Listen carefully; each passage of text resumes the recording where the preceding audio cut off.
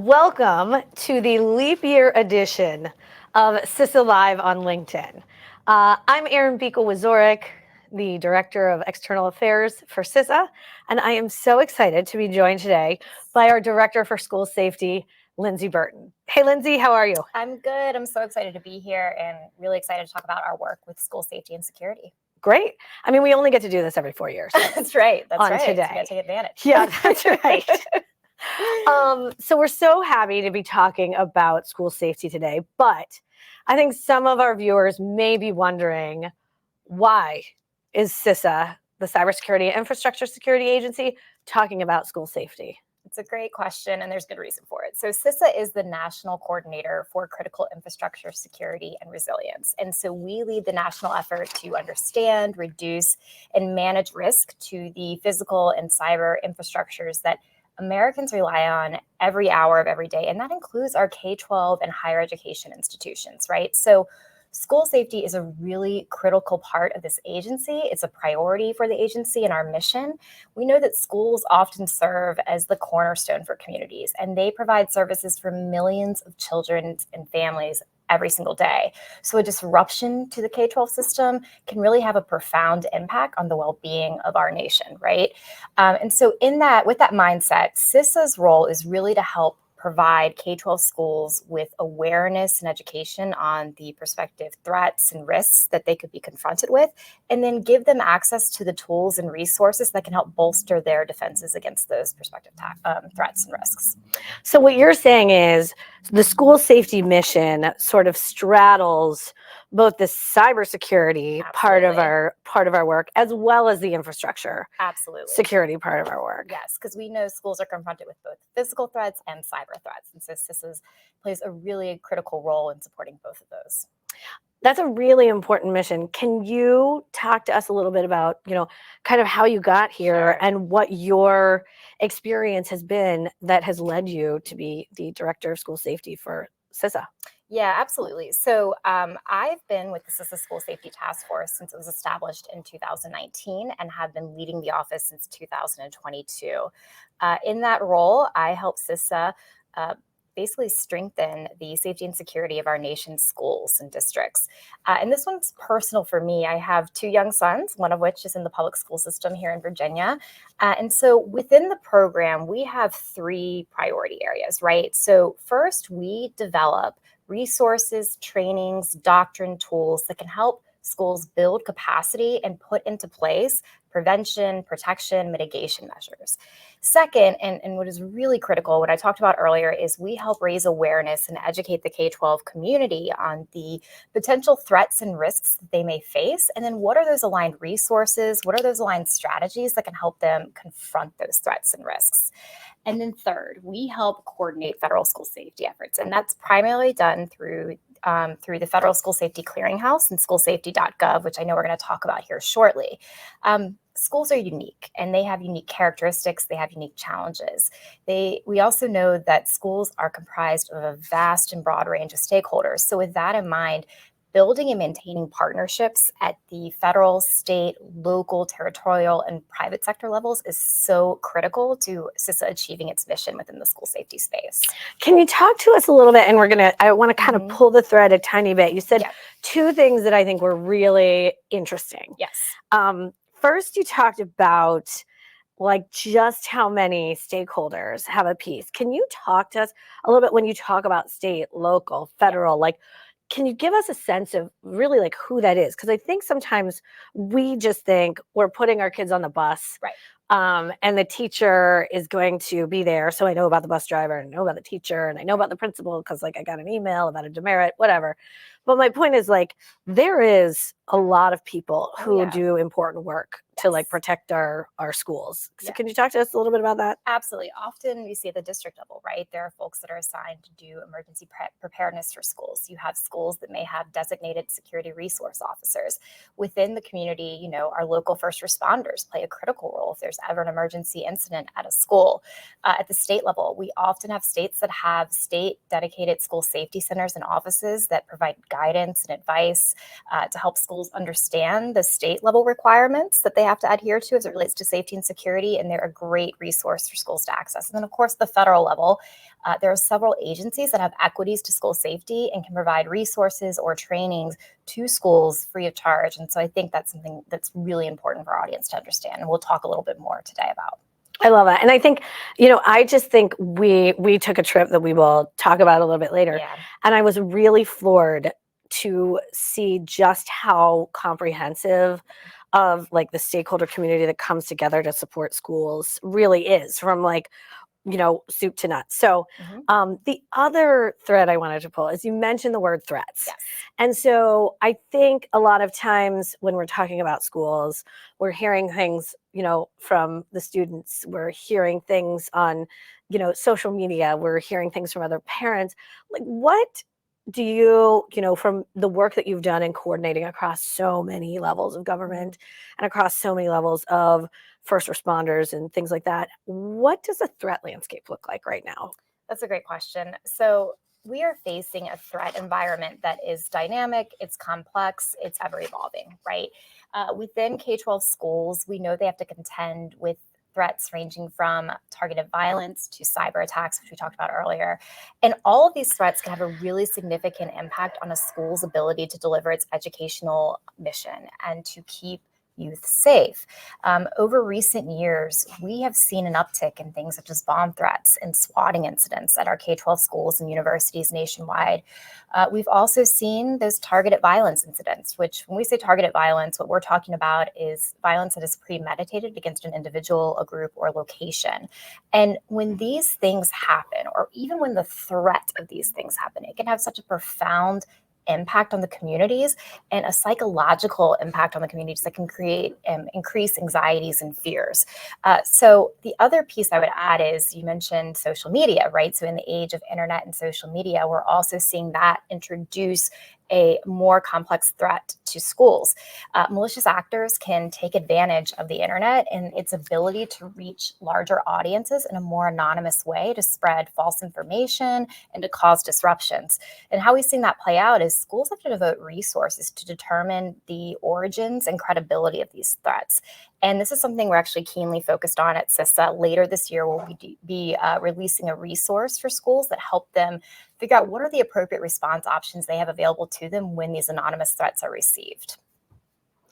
I think that's incredibly helpful to kind of cut through sort of all of the, noise is the wrong word, but we're getting bombarded with so many, stories and headlines and things like that, to kind of understand what we're really looking at, and then also to understand that there are things that we can do. And I should add too, I think that we talked about sort of the range of threats and the complexity. And I think one thing to keep in mind is it's because of that we understand there's not one remedy. There's not one solution for school safety, right? It really does take a cohesive and holistic approach. And we often emphasize the importance of what schools do in that prevention space, right? How do we increase mental health supports for our students? How do we create positive school climates? How do we make sure we have early intervention systems? These are all things that are so critical and can help prevent potential acts of violence. I was really, so I think that really came to life for me when you and I just recently took a trip with Director Easterly down to Parkland, Florida, and had the privilege of learning from and sharing and hearing the lessons learned and the stories from the parents and the supporters and the people who came together in the wake of the Marjorie Stoneman Douglas high school tragedy to respond. And so I think what I really took away from that was this was the worst experience that I think anybody could ever imagine. And they turned it into action. And so do you want to talk a little bit about kind of what we saw there and what we're doing? Yeah, it was a really moving and inspiring visit for us.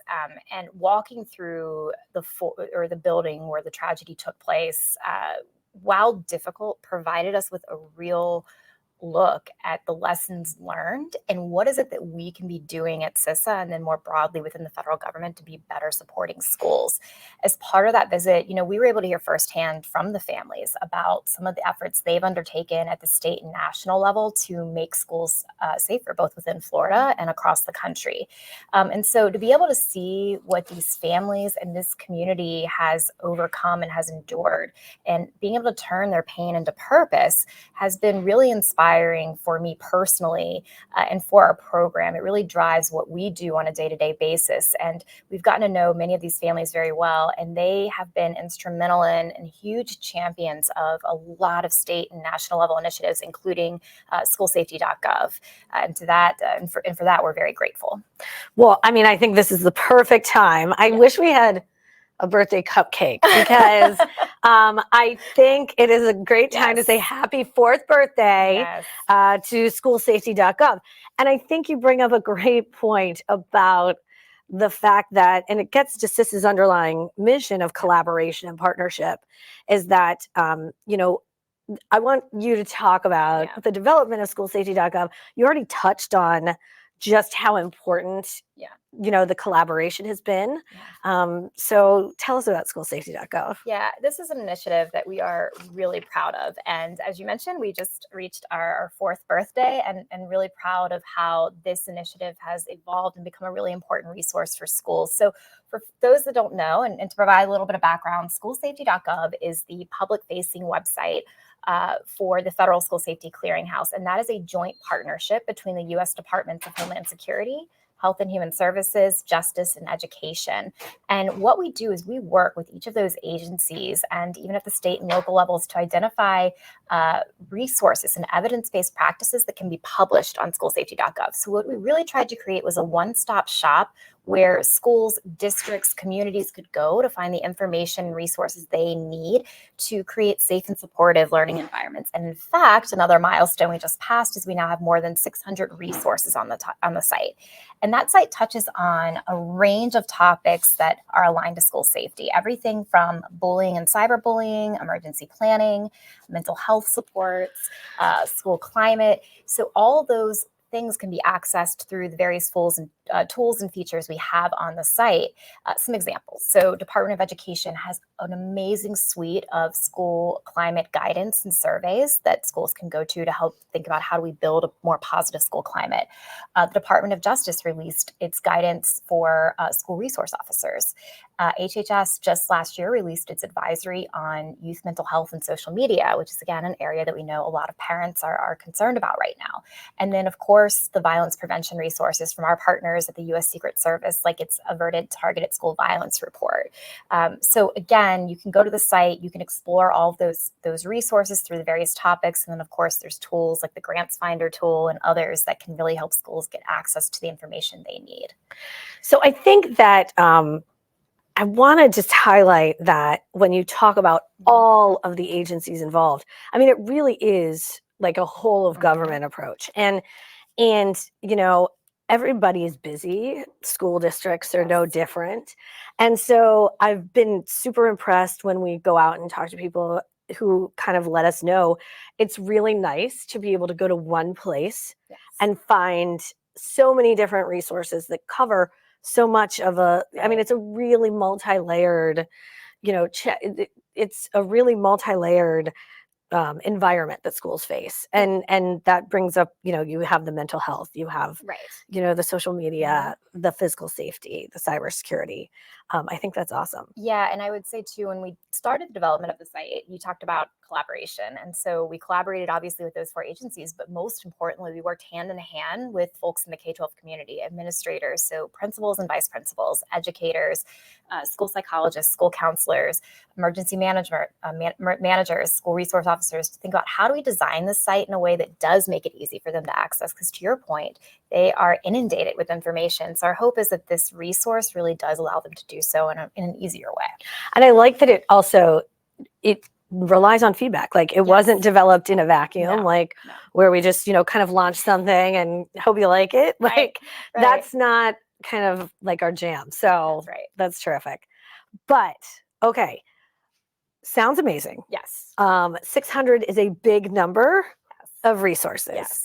If I am new to the space, or I'm like, that sounds great, but 600 is a lot. Where do I start? Yeah. What's your recommendation? Yeah, so I want to talk a little bit about some of the CISA specific resources here because there's so many great resources on the site. But I'll start with our K-12 school security product suite. And that suite was really designed to help schools improve their physical security, right? So this suite includes a guide, it includes a web-based assessment tool, it includes training videos, all of which help schools identify potential physical security vulnerabilities and then what are their options to potentially improve those security plans. So that's the first one. The second one I would wanted to talk about, and I think it's particularly relevant, is we were honored last year to partner with the U.S. Secret Service National Threat Assessment Center to produce the K-12 Bystander Reporting Toolkit.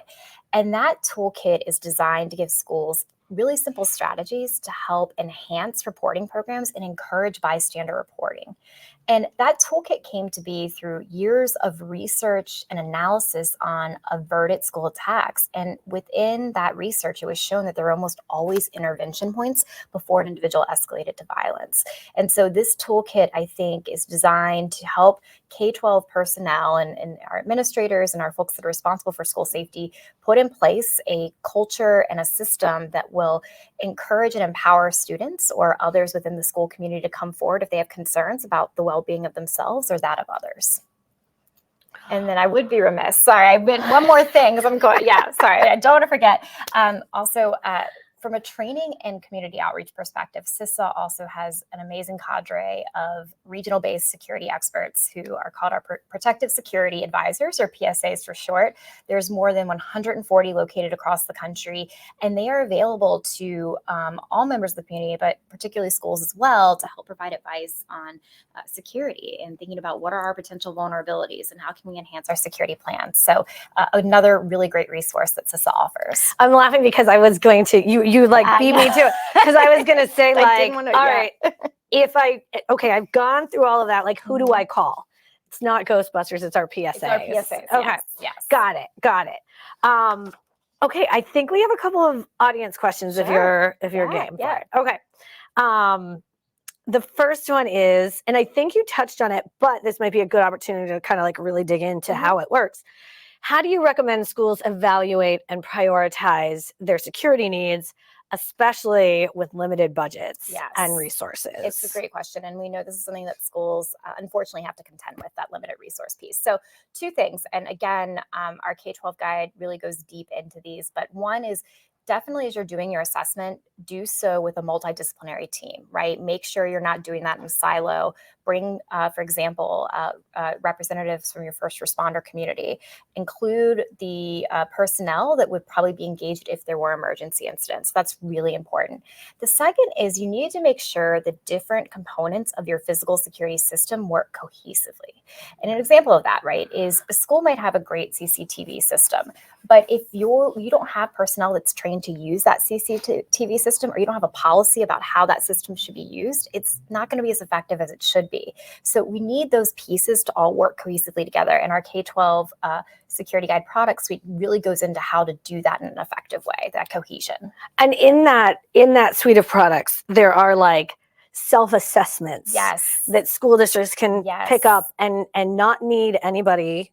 They can go through it themselves and say, okay, this is where they can do that. And then they could take it and walk around with somebody to say, hey, this is what can we fact check this? This is what I've identified as, our current measures. And these are measures where I have a certain degree of confidence in. Is that the right degree of confidence again? And at the end of that, what it provides users is a report of options for consideration. And within that report, it includes a section that talks about what could the impact of these suggested measures have on our school climate, for example. So again, that's what makes the tool unique. It's free of charge. It's on CISA.gov. It's on schoolsafety.gov. So I would highly recommend folks check that resource out. Great. And that school climate question is the perfect segue into the next audience question, which is, how do you recommend balancing security measures with maintaining an open and welcoming school environment? Yeah, this is really important. I think biggest point of emphasis is school safety isn't just about physical security, right?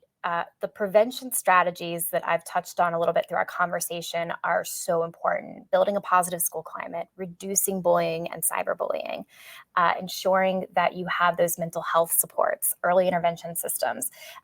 Those all enable school to create a safe space for kids, both physically, mentally, psychologically, which are just so necessary to their success.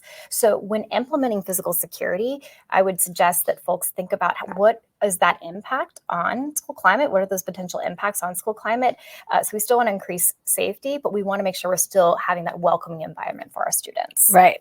I think a lot of the goals of schools across the country is to be that like safe environment where learning happens, where development, emotional, like all of the things come together to, help kids grow into, the next generation of amazing people that will protect our schools. So last question, what are the most critical elements to consider when assessing the physical security of a school campus? So I think one thing I would say here is we think about assessments. I should have started by saying that school should take advantage of the free resources the federal government offers. There's a lot of assessment tools. There's our PSAs that can help schools do that assessment in a really effective way. Every school is unique. It's going to have its own challenges, its own characteristics. So there's no one size fits all approach that schools can take. And so being able to use these assessments in a really smart way to identify, okay, what are the considerations that should be in place for my school, given my dynamics, given my population, given where I'm located, or given what my top threats might be, are really important. So I think that those assessments are a great start, or those resources are a really great starting point for schools when they're considering assessments. That's awesome. Okay, we are almost out of time. Yes. I do want to just say that today's CISA Live really did focus on the amazing work that schoolsafety.gov is doing and the task force and the physical side of it. We will be back later this summer before the new school year starts to talk more cybersecurity for K through 12. So rest assured, but you can always send us questions and we can answer those as well. I want to just pause here and say, are there any, parting thoughts that you want everyone to kind of take from this conversation? Yeah, I think, we talked about specific resources today, but I think just want to end with re-emphasizing that K-12 school safety is best addressed through a holistic and team-based approach, right? There's no one factor, no one measure, no one piece of technology or tactic that will make schools safe. It's really a combination of many variables and, most importantly, people that, when working together, can really help foster safer communities. Outstanding. So this is a surprise question. Oh, it's boy. just, as we're thinking through, and I do want to say happy birthday to my friend Angela, who only gets to celebrate like every 4 years. What do you have a favorite school-based movie? Oh my gosh. That's a hard one. I did just throw that at you. I need to think about it. Do you? Yeah. I'm between Harry Potter and Ferris Bueller's Day Off. Oh, Harry Potter. Yeah. Unclear. I think I'd like to go to Hogwarts. Yeah, I would too. I didn't go there for school right away, but that would probably be up there for me. All right. Yeah. Lindsay, thank you so much. Thank you, everybody, for watching today and caring about school safety. And until next time, have a great week.